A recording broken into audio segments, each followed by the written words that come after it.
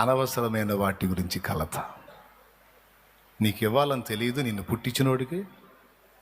నీ పిల్లలకి పెళ్లి చేయాలని తెలీదు, నీకంత నిలవరమైన నివాసం ఇవ్వాలని తెలీదు, నీ జానడి పొట్టకు అంత అన్నం పెట్టాలని తెలీదు, నీ దేహపు సిగ్గు కప్పటానికి అంత వస్త్రం ఇవ్వాలని తెలీదు. ఆదాము హవ్వల సిగ్గు కప్పటానికి ఒక జంతువుని బలి చేసి దాని చర్మం ఒలిచి చొక్కాయలు గుట్టించిన దేవుడు ప్రభు అయిన క్రీస్తు తను తానే ఆహుతించుకొని తానే మహిమ వస్త్రమై మనల్ని కప్పుకున్నాడు. మర్చిపోయావు ఆ సంగతి? నీకు నీ పిల్లలకు దేహపు సిగ్గు కప్పటానికి అంత వస్త్రం ఇవ్వడో? ఈడ మోకాళ్ళు వేయాలి, ప్రార్థన చేయాలి, ఆయనకు అప్పచెప్పాలి, చెంత తీసేయాలి. ఇక మరి ఏం చేయాలి? సంతోషంగా తిరగాలి. గాఢాంధకారపు లోయలలో నేను సంచరించిన అని పాఠం కాదు, బతుకులో చూపించాలి. మనం గందరగోళం అయిపోయి ఇంట్లో వాళ్ళని గందరగోళం చేసి ఈదులో వాళ్ళకి గందరగోళం చేయటం కాదు. ఓకేనా? రైట్. ఇవన్నీ వాడు తీసుకొచ్చి పెడతాడు. నువ్వు ఆత్మ సంబంధమైన సంగతులు ఆలోచించకుండా విను. ఆత్మ సంబంధమైన సంగతులు ఆలోచించకుండా ఈ శరీర సంబంధమైన వాటిని తెచ్చి వాడు నీ మైండ్ని డిస్టర్బ్ చేస్తాడు. తెలివిగలవాడివైతే ఇక వాటి గురించి చింతించటం వదిలే. నీకెప్పుడు ఏది అందాలో నా తండ్రి చూసుకుంటాడు. ఆయన ఇస్తాడు. లేదు దిగులు పడి కూర్చొని ఏడిస్తే ఏదన్నా వర్కౌట్ అయితే అంటే నేను కూడా వస్తా. ఫోన్ చేయి, నేను వచ్చి కూర్చొని ఇద్దరం కలిసి ఏడుద్దాం. ఆసుపత్రికి పోవటందా పేరు మిగలదాం మా ఇంట్లో చెడిపోయి. కాబట్టి అనవసరం.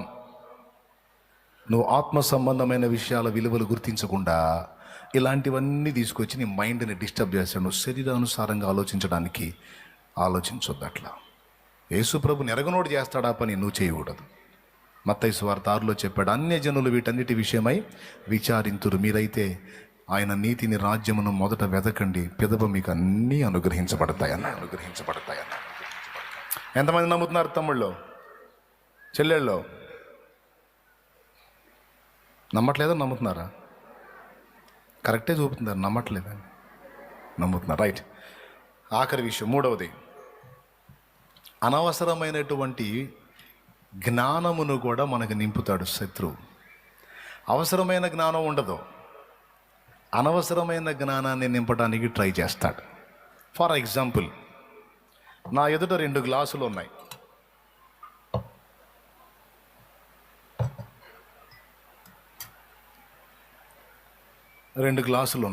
చూడండి సరిగా. ఇందులో ఆల్రెడీ ఒక పదార్థం నింపబడింది, ఇందులో ఒక పదార్థం నింపబడింది. వాడేం చేస్తాడంటే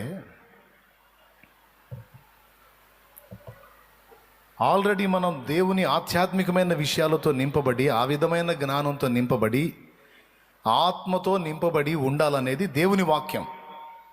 పరిశుద్ధాత్మ పూర్ణులై ఉండండి, ఆత్మానుసారులై ఉండండి, ఆత్మ సంబంధమైన సంగతులను నింపుకొని ఉండండి, తిరిగి జన్మించిన వారై పైనున్న వాటిని వెతకండి అని ఇలా అనేక వచనాలు ఉన్నాయి.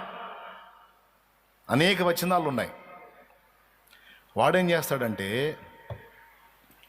మన మనస్సు ఉంది కదా, మన బ్రెయిన్, మన మనస్సు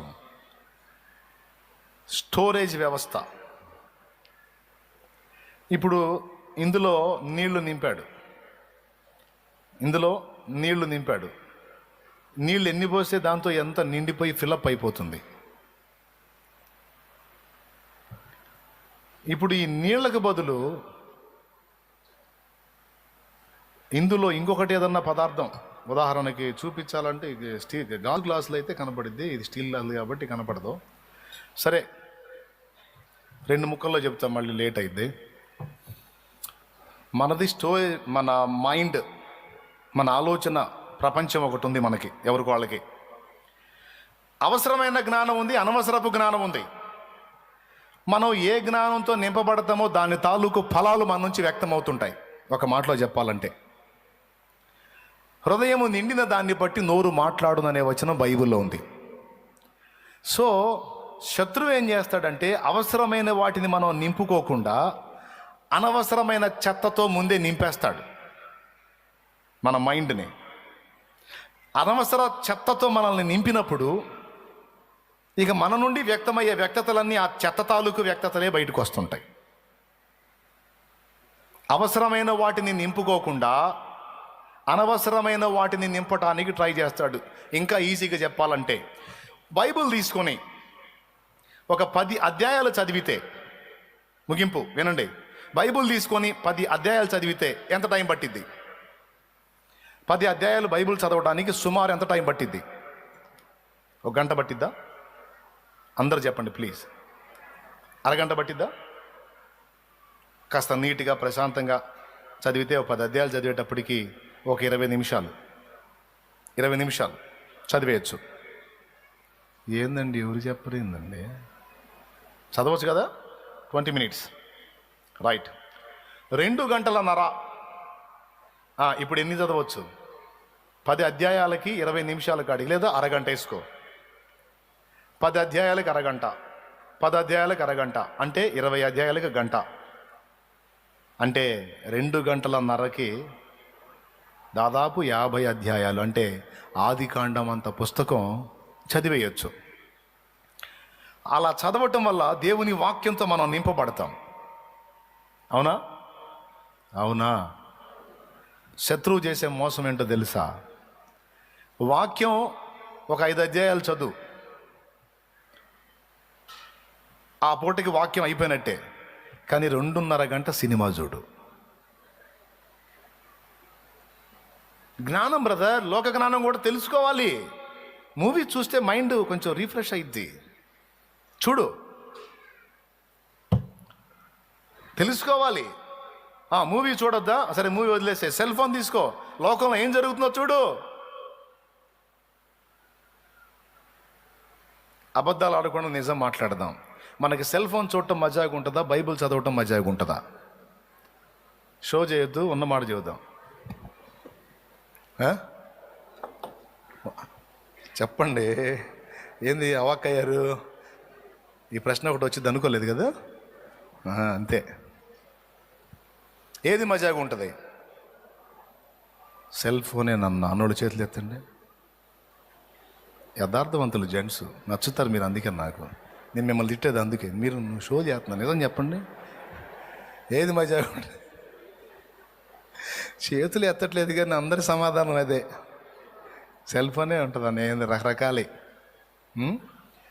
అందులో ఆ వీడియోలు, షార్ట్ వీడియోస్లో గేదెలు పేడ వేసేది, ఆ పేడ పిడకలు చేసి గోళ్ళకు కొట్టేది, ఎవరో ఒక ఆమె అంట్లు తోమేది, పాత్రలు కడిగేది, బట్టలు ఉతికేది, ఇవి కూడా చూసుకుంటుంటారు. కొంతమంది వంట చేసేది. ఇదని అదని లేదు, గేదె పేడ దగ్గర నుంచి ఆల్ ఐటమ్.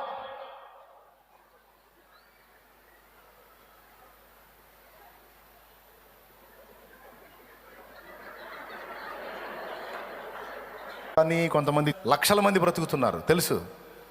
నువ్వు ఆగమన్నా ఆగవు, ఏదో ఒకటి చూస్తానే ఉంటా. అయితే నేను చెప్తున్నాను, ముందే నువ్వు దేవుని వాక్కు చేత నింపుకుంటే ఇక ఎన్నొచ్చినా నిన్ను గదిలించవు. దాన్ని నిర్లక్ష్యం చేసి చెత్తతో నింపుకునేటట్టు సైతాన్ నిన్ను మోసం చేస్తున్నాడు. దయచేసి అనవసరమైన వాటితో మీ టైముని అండ్ మీ మైండ్ని పాడు చేయొద్దు, నింపొద్దు. ఒక్కసారి ఆలోచించండి. ఒక్కసారి కళ్ళు మూసి ఒక్కసారి ఆలోచించండి. ఇప్పుడు నేను చెప్పిన విషయాలు నీలో జరుగుతున్నాయి, నీ లైఫ్లో జరుగుతున్నాయి. నువ్వు బ్యాలెన్స్ అవ్వాలి. అనవసరమైన వాటిని గుచ్చి చింత నీలో కల్పించి అవసరమైన వాటిని నువ్వు నిర్లక్ష్యం చేసేటట్టు చేస్తున్న శత్రువు మోసాన్ని గుర్తించి ప్రతిఘటించు. దేవుడి పని చేస్తున్నాను, దేవుడి నామాన్ని మయంపరుస్తున్నానని చెప్పి పై హడావుళ్ళు ఎన్ని చేసినా నీ ఇంటి దగ్గర, నీ కుటుంబంలో, నీ సమాజంలో నీ సాక్ష్యం పరిమళించకపోతే, నువ్వు పై హడావుళ్ళు ఎన్ని చేసినా ఎన్ని శుష్క ప్రయత్నాలు వట్టివేనని గుర్తించు. ప్రభావితం చేయాల్సింది నేను వచ్చి మీటింగ్ పెట్టి హడావుడి కాదు. ప్రతిరోజు నీ బ్రతుకు ఒక మీటింగ్ కావాలి. ప్రతిరోజు మన జీవితం, మన బ్రతుకు సమాజానికి ఒక మీటింగ్ కావాలి. మా పత్రికలు మీరే కదా అన్నాడు. ప్రజలు చదువుతూ వినుచున్న పత్రికలు మీరే కదా. నువ్వే ఒక సువార్త పత్రిక కావాలి. నేను మన లైఫ్ అది దేవుడు కోరుతున్నది. ఐహికమైన వాటి గురించి విచారించొద్దని దేవుడు మాట్లాడాడు. ఆయన నీతిని, రాజ్యమును, ఆత్మ సంబంధమైన వాటిని గురించి నువ్వు ఆలోచించటం, దైవికమైన విషయాలను గురించి నువ్వు చింత కలిగి ఉండటం అనేది ముఖ్యం. పౌలు ఎన్నో అక్కర్లు కలిగి ఉన్నాడు, కానీ వాటి గురించి చింతపడుతున్నాను అని రాయలా. పౌలు సంఘములను గూర్చిన చింత నాకుంది అని తను దేని విషయమై చింత కలిగి ఉన్నాడో వ్యక్తపరిచాడు. ఎన్ని సమస్యలు పర్సనల్గా ఉన్న వాటిని వేటిని చింతగా తీసుకోవాలా. అవన్నీ వస్తే నా దేవుడే తీసేస్తాడు. నేను రక్షణలో నడిపించిన నా ఆత్మీయ బిడ్డల విషయంలో నాకు బాధ్యత ఉంది, ఆ విషయంలో నాకు విచారం ఉంది అని పౌలు వ్యక్తం చేశాడు. మనం ప్రార్థన చేద్దాం. ఆత్మ సంబంధమైన విషయాలను గురించి పౌలు చింత కలిగి ఉన్నట్టు, దేవా నేను కూడా ఆత్మ సంబంధమైన విషయాల గురించి నేను ఆలోచన కలిగి ఉంటానికి నాకు ప్రోత్సాహాన్ని ఇచ్చావు. ఈవేళ పై హడావుళ్ళు కాదు, మారు మనసు కలిగిన జీవితం, సాక్ష్యము కలిగిన జీవితం సభ్య సమాజంలో కనపరిచి అన్య జనుల ఆత్మను రక్షించాల్సిన బాధ్యత నా మీద ఉంది అన్న కర్తవ్యాన్ని ఈరోజు నాకు నేర్పించావు. నీకు వందనాలు. ఇంతవరకు బాధ్యత రాహిత్యంగా బ్రతికాను. నశించిపోతున్న ఆత్మల ఎదుట సరైన మాదిరి చూపలేని బ్రతికాను. బరి తెగించి రోత జీవితం జీవించాను, రోతగా మాట్లాడాను, రోతగా బ్రతికాను. ఈరోజు నేను మారు మనసు పొందుతున్నాను. ఇక నా తప్పుడు జీవిత విధానం ద్వారా నీకు అవమానం తేదలుచుకోలేదు. నేను మారు మనసు పొందిన వ్యక్తిగా, ఒక నూతన సృష్టిగా నేను మార్పు చెందగోరాను. దేవా నన్ను అనుగ్రహించు, నన్ను బలపరచు, నీ ఆత్మ సహాయము నాకు చేయమని అడుగుదాం. అనవసరమైన వాటితో, అనవసరపు పనికిమాలిన జ్ఞానంతో నా బుర్ర నింపుకోకుండా, నా హృదయం నింపుకోకుండా, నీ వాక్కుతో, పరిశుద్ధాత్మతో, నీ ఆలోచనలతో, నీ తలంపులతో, నీ కార్యాలతో నింపబడినట్లు నన్ను అనుగ్రహించు. లోకపు చెత్తతో గాక నీ విషయాలతో నేను నింపబడాలి తండ్రి, నన్ను బలపరచు. నీకు స్తోత్రం అంటూ అందరం ఒక్క మాట ప్రార్థన చేద్దాం. ప్రార్థన. పరిశుద్ధుడు అయిన తండ్రి, ప్రేమ కలిగిన ప్రభువా, నీకు వందనాలు. అందరం ఏకీభవించుదాం. వాడుకొని మీరు మాతో మాట్లాడిన శ్రేష్టమైన సంగతుల కొరకు స్తోత్రములు. ఈ రోజు నాయన నీ బిడ్డలైన వారిని సాతాను ఎలాగో మోసం చేస్తున్నాడు మీరు మాతో మాట్లాడి ఉన్నారు ప్రభువా. వాడి మోసము నుంచి మేమందరము కూడా బయటపడినట్లు సహాయం దయచే. అనవసరమైన భారాలు పెట్టుకుని ఎంతమంది అయితే నలిగిపోతున్నారు, యేసు నామములో వారి భారాలన్నీ తొలగిపోవునుగాక ప్రభువా. మా చింత యావత్తు నీ మీద వేస్తూ ఉండగా దేవా, మీరే మాకు ప్రశాంతతను, నెమ్మది కలిగిన జీవితాన్ని అనుగ్రహించమని ప్రార్థన చేస్తున్నాం. మా సాక్ష్యాన్ని కాపాడుకునే విషయంలో మెలకు మాకు దయచేయండి ప్రభువా. అనేక ఆత్మలను నీ సన్నిధికి నడిపించే విషయంలో కూడా మేమందరము బాధ్యత కలిగి నడుచుకున్నట్లు సహాయమును దయచేయండి. ఈరోజు ప్రభువా, ఇంతమందిగా మమ్మల్ని సమకూర్చి ఉన్నావు. మరి ఒక సంవత్సరము వచ్చే నాటికి యేసు నామములో రెండంతల ఆశీర్వాదము కలుగునుగాక ప్రభువా. లక్షల కొలదిగా, కోట్ల కొలదిగా సంఘము విస్తరించబడునుగాక ప్రభువా. నూతన ఆత్మలు సంఘములోనికి నడిపించబడినట్లు సహాయమును దయచేయండి. దాని కొరకు మేమందరము బాధ్యత కలిగి నడుచుకున్నట్లు కృప దయచేయండి దేవా. భౌతికమైన వాటి విషయంలో మేము చింత కలిగి ఉండకుండా ఆత్మ సంబంధమైన విషయాల్లో చింత కలిగి నడుచుకోవడానికి సహాయం దయచేయి. ఏమి తిందుమా, ఏమి తాగుదుమా, ఏమి ధరించుకుందుమా అనే చింతను మా నుంచి తొలగించి నీ రాజ్యాన్ని గురించి, నీతిని గురించి వెతకడానికి మాకు సహాయం దయచేయి. అలాగనే అనవసరమైన జ్ఞానాన్ని కూడా మా నుంచి మీరు దూరపరచండి. మా అందరిలో నీ వాక్యము సమృద్ధిగా నివసించునుగాక ప్రభువా. వాక్యం పట్ల ఆసక్తిని దయచేయండి, వాక్యం పట్ల తృష్ణను దయచేయండి. గంటల తరబడి వాక్యాన్ని ధ్యానించి ఆ కృప మేమందరము పొందుకొందుముగాక ప్రభువా. కృపతో సహాయం దయచేయి. ఈ మాటలు దుష్టులు ఎత్తుకొని పోకుండా మా హృదయాలు ఫలించినట్లు సహాయం దయచేయి. అనేక మంది రకరకాల ఇబ్బందులతో, సమస్యలతో నీ పాద సన్నిధిలోనికి వచ్చి ఉండగా యేసు నామములో నీ సమాధానము వారికి కలుగునుగాక ప్రభు.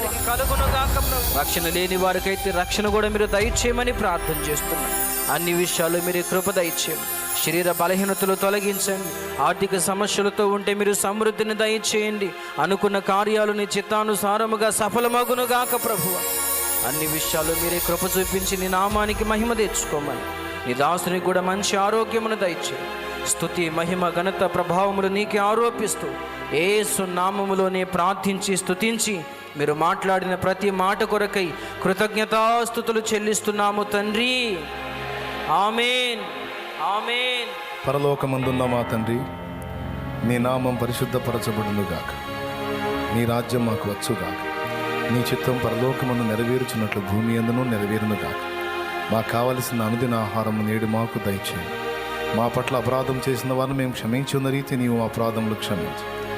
మమ్మల్ని శోధంలోనికి తేక దుష్టు నుండి కీడు నుండి తప్పించు. ఎందుచేతనగా రాజ్యములు, బలము, మహిమ, శక్తి సర్వం నిరంతరం నీవై ఉన్నావు తండ్రి. ఆమేన్. ఆమేన్. మన తండ్రి అయిన దేవుని ప్రేమ, ఆయన ప్రియమైన కుమారుడు, ఆయన అందరి ప్రాణప్రియుడైన యేసయ్య శాశ్వత నిత్య కృప, పరిశుద్ధాత్మతోడి మనోహర దివ్య సహవాసం, సమాధానం సమకూడిన మనకు సకల పరిశుద్ధులకు సార్వత్రిక సంఘమంతటికి సదాతోడై మనందరూ నిత్యత్వంలో చేరు పర్యంతం మనం నడిపించునుగాక. ఆమేన్. ప్రవేశ రక్తమునకు చేయి, ప్రవేశ రక్తమునకు చేయి, ప్రవేశ నామునకు సంపూర్ణ విజయం కలుగునుగాక. ఆమేన్. బిడ్డల ప్రయాణాల్లో తోడై ఉండండి. విశ్వాసంతో వారు తెచ్చిన నూనె నీ శక్తితో నింపి వినియోగించి ప్రార్థించుట ద్వారా స్వస్థత చేకూర్చు.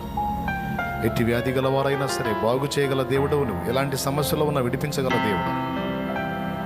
విశ్వాసంతో కలవరం లేకుండా ప్రతి ఒక్కరూ ప్రార్థన చేసి చింత యావత్తు నీ మీద వేసి ధైర్యంగా ముందుకు సాగే కృప దయచేయి. మా ముందున్న మీటింగ్స్, పనులు, కావలసిన ఆర్థిక సహాయం, పనివారు, అన్ని ఏర్పాట్లు మీరే కృపతో అనుగ్రహించి సమస్తము నెరవేర్చమని యేసుక్రీస్తు నామములో ప్రార్థించి వేడుచున్నాం తండ్రి. ఆమేన్.